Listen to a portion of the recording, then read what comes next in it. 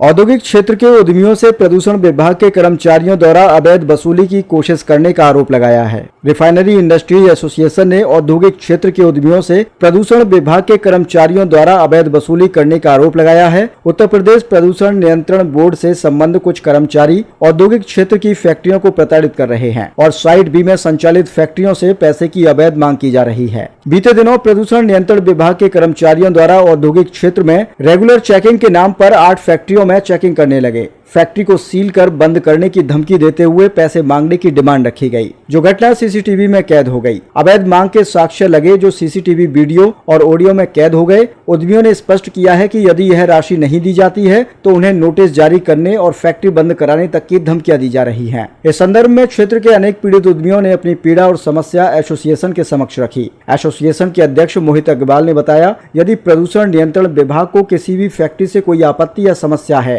तो उसे औपचारिक रूप से संगठन को अवगत कराया जाए। संगठन सदैव प्रदूषण नियंत्रण विभाग के साथ है और पर्यावरण संरक्षण की दिशा में लगातार कार्य करता आ रहा है। हाल ही में एसोसिएशन ने क्षेत्र में 20,000 पौधों का रोपण कर पर्यावरण संरक्षण को बढ़ावा दिया है और अपने स्तर से सभी पार्कों का विकास भी किया है। लेकिन किसी भी उद्यमी का अनावश्यक उत्पीड़न, धमकी या अवैध वसूली किसी भी कीमत पर बर्दाश्त नहीं की जाएगी। वहीं पंकज यादव आरओ प्रदूषण विभाग ने बताया कि औद्योगिक क्षेत्र साइट बी में जांच के लिए प्रदूषण विभाग के द्वारा टीम को भेजा गया था। अगर उन पर रिश्वत के लगाए गए आरोप सत्य पाए जाते हैं तो विभाग की छवि धूमिल करने पर सख्त कार्यवाही अमल में लाई जाएगी।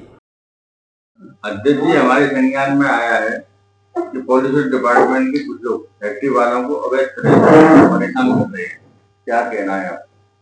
हाँ, कुछ फैक्ट्री वालों की शिकायत हमारे पास में आई है। उन्होंने लिखित में हमें कंप्लेंट दी है कि पॉल्यूशन डिपार्टमेंट से कुछ अधिकारी हैं जो एक सफेद कलर की स्कॉर्पियो में आते हैं और आने का हर फैक्ट्री पे वो जा रहे हैं।